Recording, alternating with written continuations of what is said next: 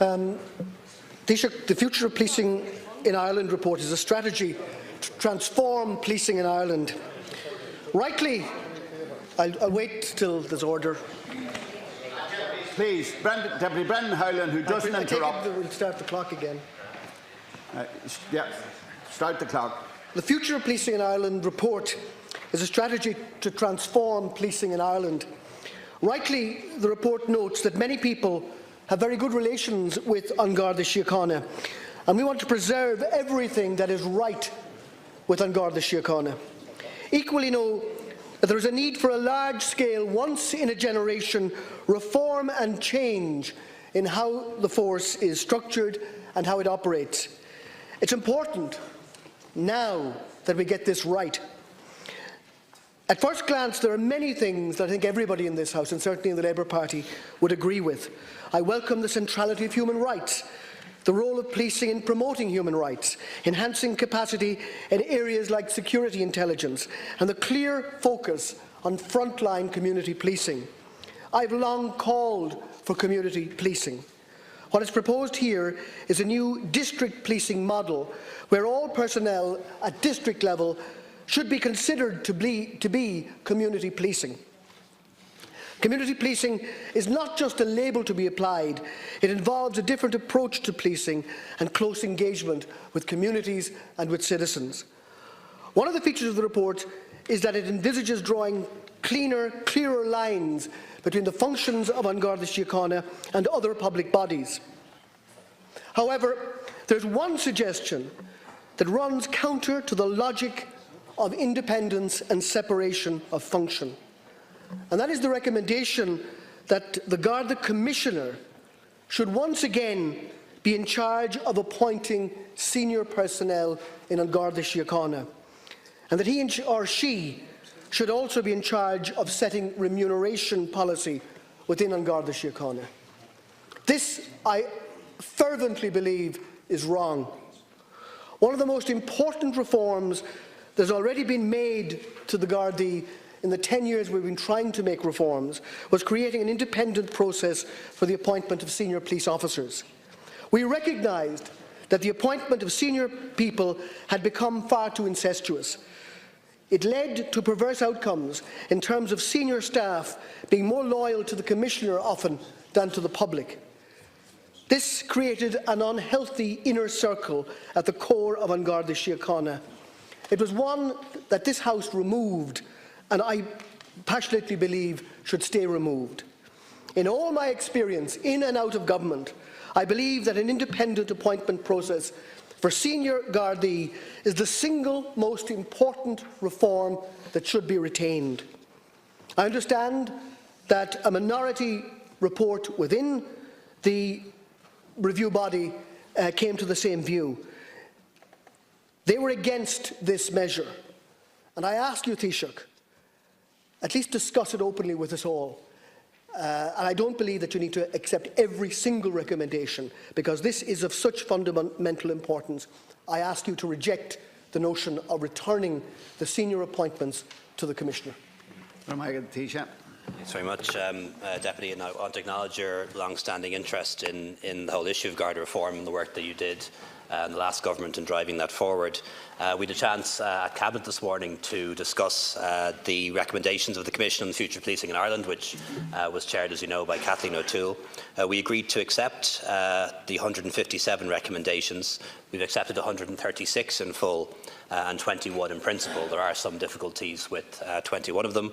We're accepting them in principle, but, for example, we don't agree that the Garda Commissioner could set pay, for example, because pay policy is centrally bargained, and you couldn't have the Garda Commissioner setting pay and not have school principals or hospital managers doing the same. So there are aspects of it that we have a difficulty with. But as I say, accepting 136 in full, 21 in principle, which require a little bit of further work. I think it's a really good report. I think it's a really good opportunity now to reform our police service, to make it better than it's ever been.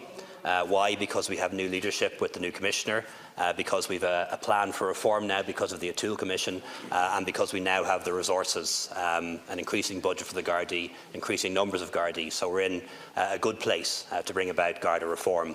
and improvements in our policing service and our community policing in particular.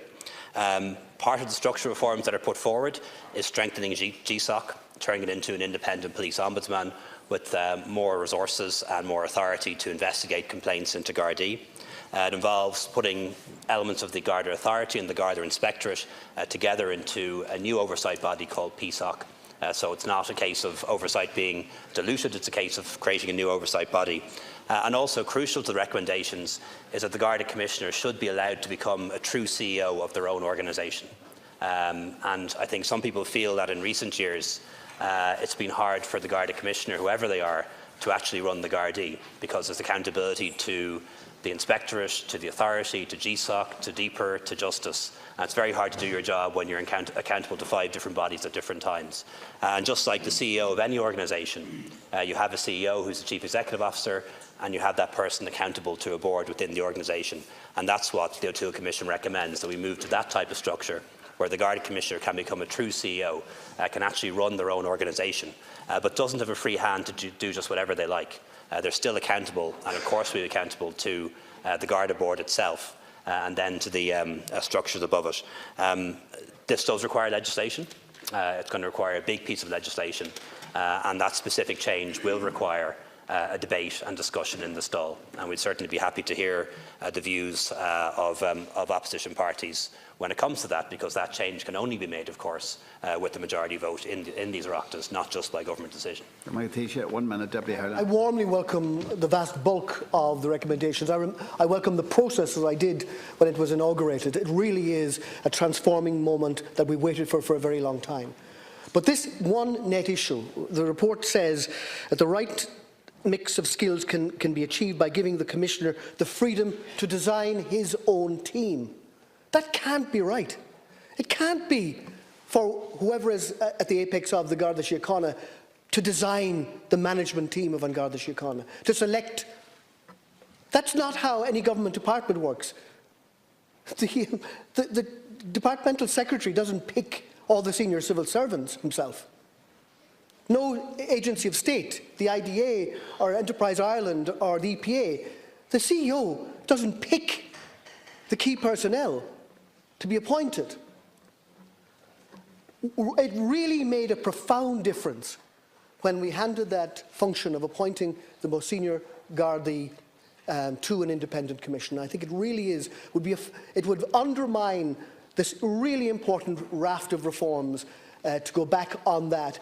Eddie Malloy is somebody I have relied upon for intuitive and knowledgeable advice for many years, and his minority report, I think, is absolutely worth reading. And I'd ask you, Taoiseach, to reflect long and hard on this one net issue.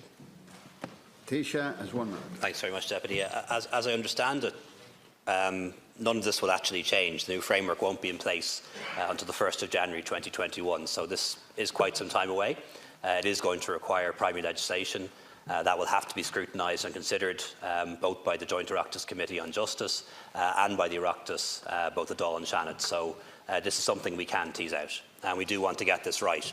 But my understanding and my reading of the recommendations of the Commission, having met Kathleen O'Toole and discussed it with her, the idea that they're putting forward, and certainly the majority of members are putting forward of the Commission, is that we should have a CEO-type model, that the Garda Commissioner should be allowed to run the Gardaí in the same way as the CEO of any other organisation would be allowed to run an organisation. But it's not a case of hand-picking appointments or hand-picking promotions. There will be a Garda board in place. So you will see many organisations in the public and private sector where there's a CEO and where there's a board.